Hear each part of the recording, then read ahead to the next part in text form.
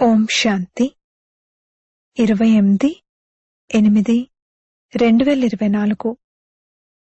మధురమైన పిల్లలు, మీరు ఎంతగా తండ్రిని స్మృతి చేస్తారో అంతగా ఆత్మలోకి ప్రకాశం వస్తుంది. జ్ఞానవంతమైన ఆత్మ ప్రకాశవంతంగా అవుతుంది. ప్రశ్న: మాయ ఏ పిల్లలను కొద్దిగా కూడా విసిగించలేదు? జవాబు: ఎవరైతే పక్కా యోగులుగా ఉంటారో, ఎవరైతే యోగ బలం ద్వారా తమ సర్వకర్మేంద్రియాలను శీతలంగా చేసుకున్నారో, ఎవరైతే యోగంలోనే ఉండేందుకు కృషి చేస్తూ ఉంటారో, వారిని మాయ కొద్దిగా కూడా విసిగించలేదు. ఎప్పుడైతే మీరు పక్కా యోగులుగా అవుతారో అప్పుడు అర్హులుగా అవుతారు.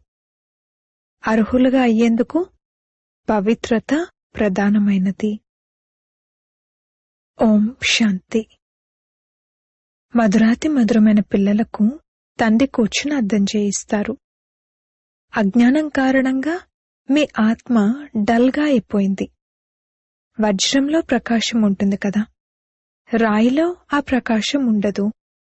కావుననే రాయిలా డల్గా అయిపోయింది అని అంటారు. మళ్లీ ఆత్మ మేల్కొంటే పారసమణిలా ఉంది అని అంటారు. ఇప్పుడు అజ్ఞానం కారణంగా ఆత్మజ్యోతి డిమ్ అయిపోయింది. అది నల్లగా అయిపోదు, పేరుకల అంటారు. అందరి ఆత్మ ఒకేలా ఉంటుంది. శరీరాల నిర్మాణం అనేక రకాలుగా ఉంటుంది. ఆత్మ అయితే ఒకేలా ఉంటుంది. మనం ఒక ఆత్మని, ఆ తండ్రి పిల్లలమని ఇప్పుడు మీరు అర్థం చేసుకున్నారు. ఈ జ్ఞానమంతా ఉండేది, అది మళ్లీ మెల్లమెల్లగా పోయింది. అలా తగ్గిపోతూ తగ్గిపోతూ చివరికేమీ మిగలదు.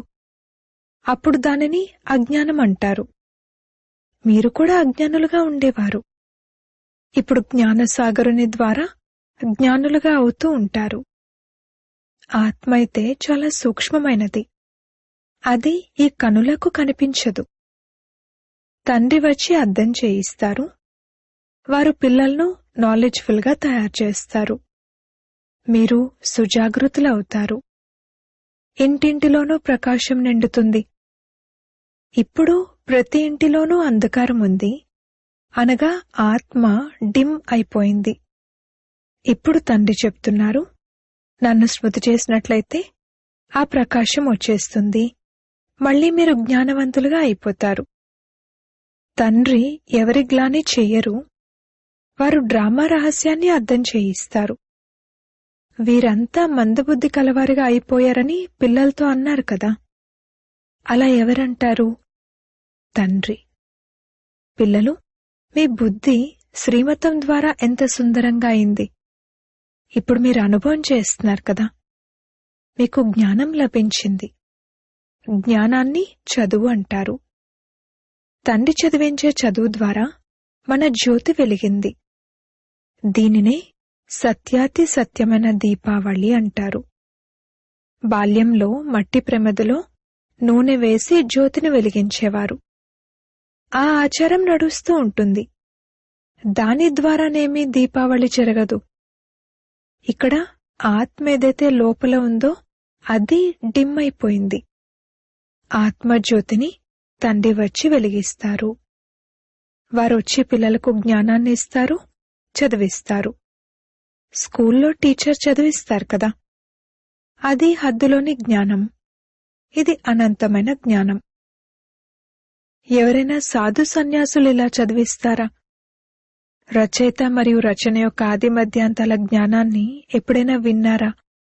ఎప్పుడైనా ఎవరైనా వచ్చి చదివించారా? ఈ జ్ఞానాన్ని ఇంకెక్కడైనా చదివిస్తారేమో వెళ్ళి చూడండి. కేవలం ఒక్క తండ్రే చదివిస్తారు. కావున వారి వద్ద చదువుకోవాలి.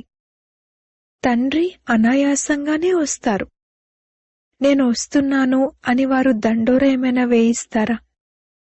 అనాయాసంగానే వచ్చి ప్రవేశిస్తారు. ఎప్పటి వరకైతే వారికి ఇంద్రియాలు లభించవో అప్పటి వరకు వారు శబ్దాన్ని చెయ్యనే చేయలేరు. ఆత్మ కూడా ఇంద్రియాలు లేకుండా శబ్దం చేయలేదు. ఎప్పుడైతే శరీరంలోకి వస్తుందో అప్పుడే శబ్దం చేస్తుంది. మీరు అర్థం చేయిస్తే ఎవ్వరూ ఒప్పుకోరు. పిల్లలకి ఎప్పుడైతే ఈ జ్ఞానాన్ని ఇవ్వడం జరుగుతుందో అప్పుడు అర్థం చేసుకుంటారు. ఈ జ్ఞానాన్ని ఒక్క తండ్రి తప్ప ఇంకెవ్వరూ ఇవ్వలేరు. వినాశన సాక్షాత్కారాన్ని కూడా ఎవరూ కోరుకోరు. దానిని తండ్రే వచ్చి చేయిస్తారు.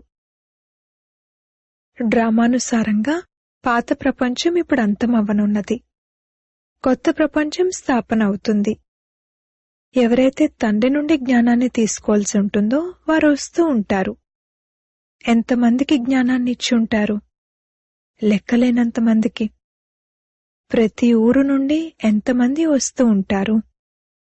ఈ ఆత్మలు మరియు పరమాత్మ మేళ ఒకేసారి జరుగుతుంది.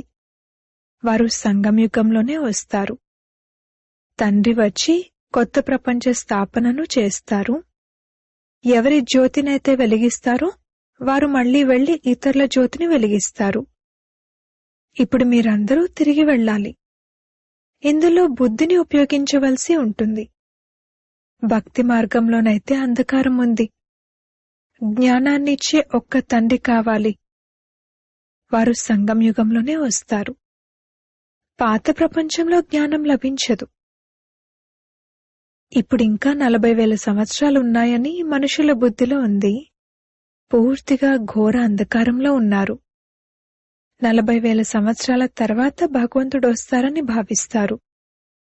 తప్పకుండా వారు వచ్చి జ్ఞానాన్నిచ్చి సద్గతినిస్తారు. అనగా అంతకుముందు అజ్ఞానం అన్నట్లే కదా. దీనిని అజ్ఞానాంధకారం అంటారు. అజ్ఞానంలో ఉన్నవారికి జ్ఞానం కావాలి. భక్తిని జ్ఞానం అనరు. ఆత్మలో జ్ఞానం లేదు, కాని బుద్ధి మందబుద్ధిగా ఉన్న కారణంగా భక్తే జ్ఞానమని భావిస్తారు. ఒకవైపేమో జ్ఞాన సూర్యుడు రావడంతో ప్రకాశం వస్తుంది అని అంటారు, కాని ఏం అర్థం చేసుకోరు. జ్ఞాన సూర్యుడు ఉదయించారు అని గానం చేస్తారు. జ్ఞాన సూర్యుడు అని ఎవరి గురించి అంటారు? వారెప్పుడు వచ్చారు? ఇదెవరికీ తెలీదు. పండితులు మొదలైన వారుంటే వారంటారు, ఎప్పుడైతే కలియుగం పూర్తవుతుందో అప్పుడు ప్రకాశం వస్తుంది అని. ఈ విషయాలన్నింటినీ తండ్రి వచ్చి అర్థం చేయిస్తారు. పిల్లలు నంబర్వారుగా అర్థం చేసుకుంటారు. టీచర్ పిల్లలు చదివిస్తారు, కాని పిల్లలు ఒకే విధంగానైతే చదువుకోరు.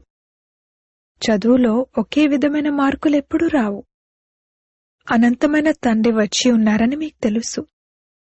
ఇప్పుడు పాత ప్రపంచ వినాశనం కూడా ఎదురుగా నిలిచి ఉంది. ఇప్పుడే తండ్రి నుండి జ్ఞానాన్ని తీసుకోవాలి మరియు యోగాన్ని కూడా నేర్చుకోవాలి. స్మృతి ద్వారానే వికర్మలు వినాశనమవుతాయి. తండ్రి అంటారు, ఈ సంగమయుగంలోనే వచ్చి ఈ శరీరాన్ని అద్దెకు తీసుకుంటాను, అనగా ప్రకృతి ఆధారాన్ని తీసుకుంటాను. గీతలో కూడా ఈ పదాలున్నాయి. బాబా ఇంకే శాస్త్రం పేరు తీసుకోరు. ఒకే గీత ఉంది. ఇది రాజయోగం యొక్క చదువు. దీనికి గీత అన్న పేరు పెట్టారు. ఇందులో మొట్టమొదట భగవాను వాచ అని రాయబడి ఉంది. మరి భగవంతుడు అని ఎవరినంటారు? భగవంతుడైతే నిరాకారుడు. వారికి తమ శరీరం లేదు. అది నిరాకారి ప్రపంచం. అక్కడ ఆత్మలుంటాయి. సూక్ష్మవతనాన్ని ప్రపంచం అనరు. ఇది స్థూలమైన సాకార ప్రపంచం, అది ఆత్మల ప్రపంచం. ఆటంతా ఇక్కడ నడుస్తుంది. నిరాకారి ప్రపంచంలో ఆత్మలు ఎంత చిన్న చిన్నవిగా ఉంటాయి. మళ్లీ పాత్ర అభినయించేందుకు వస్తాయి. ఈ ఆలోచనలను పిల్లలైన మీ బుద్ధిలోనే కూర్చోబెట్టడం జరుగుతుంది. దీనినే జ్ఞానం అంటారు. వేదశాస్త్రాలను భక్తి అని అంటారే కాని జ్ఞానమని అనరు. మీరు సాధు సన్యాసులను అంతగా కలవలేదు. బాబాకైతే వారి సాంగత్యం ఎంతో ఉండేది. వారెందరో గురువుల వద్దకు వెళ్లారు.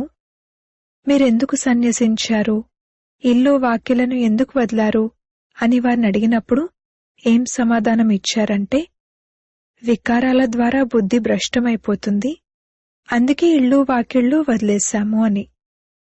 అచ్చా, మరి అడవుల్లో ఉంటున్నప్పుడు ఆ ఇళ్ళు వాకిళ్ళు మళ్లీ గుర్తుకొస్తూ ఉంటాయా అని అడిగితే అవును అని చెప్పేవారు.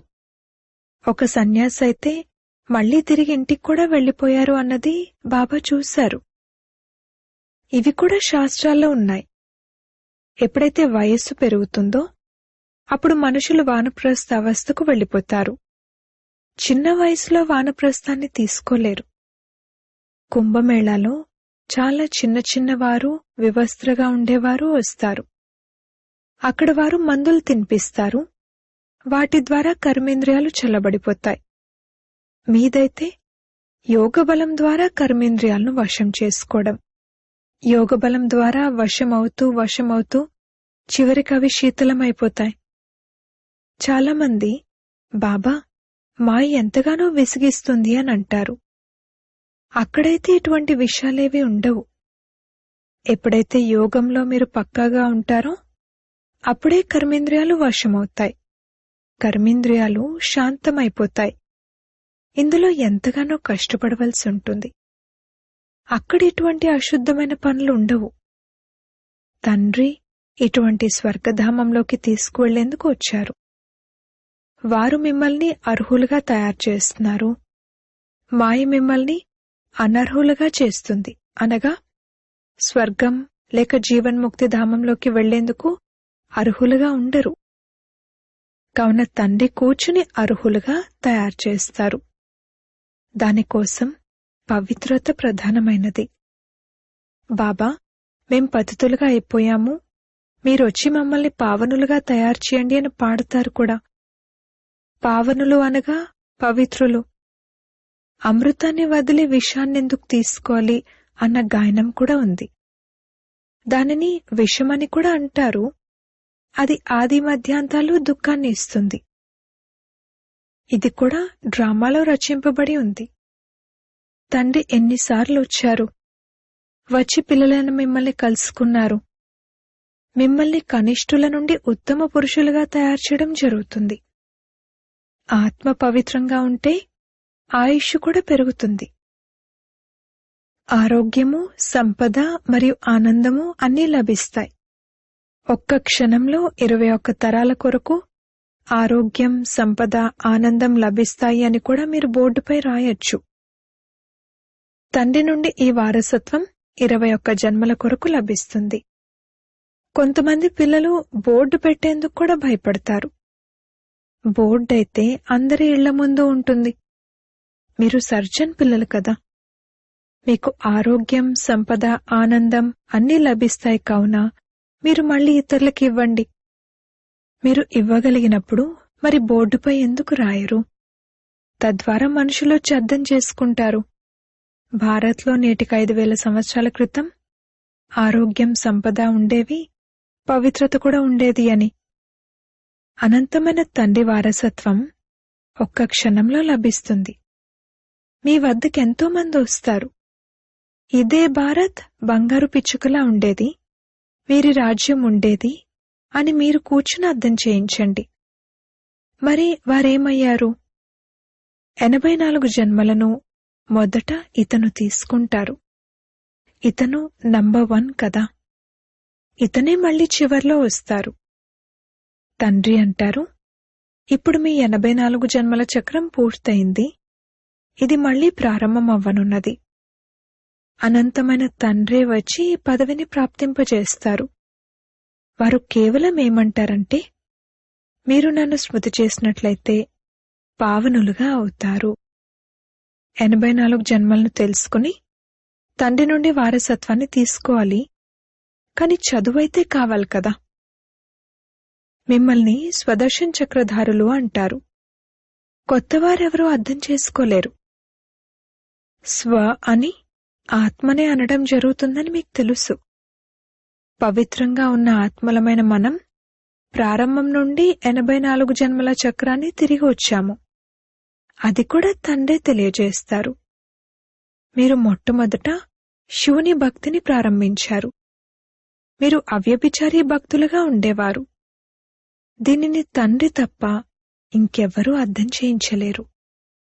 తండ్రి అంటారు, మధురాతి మధురమైన పిల్లలు, మీరు మొట్టమొదట ఈ జన్మను తీసుకున్నారు. ఎవరైనా షావుకారుగా ఉంటే ఇతను ఇంతకు ముందు జన్మలో అటువంటి కర్మలు చేశారు అని అంటారు కదా. ఎవరైనా రోగగ్రస్తులుగా ఉంటే అది గత జన్మల కర్మల లెక్కాచారం అంటారు. అచ్చా, ఈ లక్ష్మీనారాయణలు ఎటువంటి కర్మలు చేశారు? ఇది తండ్రి కూర్చుని అర్థం చేయిస్తారు. ఇతని 84 జన్మలు పూర్తయ్యాయి. మళ్లీ ఫస్ట్ నంబర్లోకి రావాలి. భగవంతుడు సంగం యుగంలోనే వచ్చి రాజయోగాన్ని నేర్పిస్తారు. బాబా మనకు రాజయోగాన్ని నేర్పిస్తున్నారని ఇప్పుడు మీరు అర్థం చేసుకుంటున్నారు. అయినా కానీ మీరు మర్చిపోతారు. కర్మ, అకర్మ మరియు వికర్మల గుహ్య గతులను కూడా తండ్రి అర్థం చేయించారు. రావణ రాజ్యంలో మీ కర్మలు వికర్మలుగా అయిపోతాయి. అక్కడ కర్మలు అకర్మలుగా ఉంటాయి. అక్కడ అసలు రావణ రాజ్యమే ఉండదు, వికారాలు ఉండవు. అక్కడ యోగ బలమే ఉంటుంది. ఆ యోగ బలం ద్వారా మనం విశ్వాధిపతులుగా అవుతాము. అందుకే తప్పకుండా పవిత్ర ప్రపంచం కూడా కావాలి. పాత ప్రపంచాన్ని అపవిత్రమైనదని, కొత్త ప్రపంచాన్ని పవిత్ర ప్రపంచమని అంటారు. అది నిర్వికారి ప్రపంచం, ఇది వికారి ప్రపంచం. తండ్రే వచ్చి వేశ్యాలయాన్ని శివాలయంగా తయారు చేస్తారు. సత్యుగం శివాలయం. శివ్ బాబా వచ్చి మిమ్మల్ని సత్యుగం కొరకు అర్హులుగా తయారు చేస్తున్నారు. లక్ష్మీనారాయణ మందిరంలోకి వెళ్లి మీరు ఇలా అడగచ్చు, వీరు ఈ పదవిని ఎలా పొందారో, వీరు విశ్వాధిపతులుగా ఎలా అయ్యారో మీకు తెలుసా? తండ్రి అంటారు, ఇది మీకు తెలీదు, నాకు తెలుసు. ఆ తండ్రి పిల్లలైన మీరే ఇలా అనగలరు, వీరు ఆ పదవిని ఎలా పొందారో మేం చెప్పగలమని. వీరే పూర్తి 84 జన్మలను తీసుకున్నారు. మళ్లీ పురుషోత్తమ సంగంయుగంలో వచ్చి తండ్రి రాజయోగాన్ని నేర్పించారు మరియు రాజ్యాన్ని ఇచ్చారు. దానికంటే ముందు నంబర్ 1 పతితులుగా ఉండేవారు. మళ్లీ నంబర్ 1 పావనులుగా అయ్యారు. మొత్తం రాజధాని అంతా ఉంది కదా.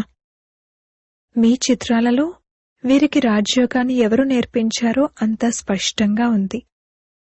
ఉన్నతోన్నతమైన వారు పరమాత్మే. దేవతలైతే నేర్పించలేరు, భగవంతుడే నేర్పిస్తారు. వారిని నాలెడ్జ్ఫుల్ అంటారు. అలాగే తండ్రి, శిక్షకుడు, సద్గురు అని కూడా అంటారు.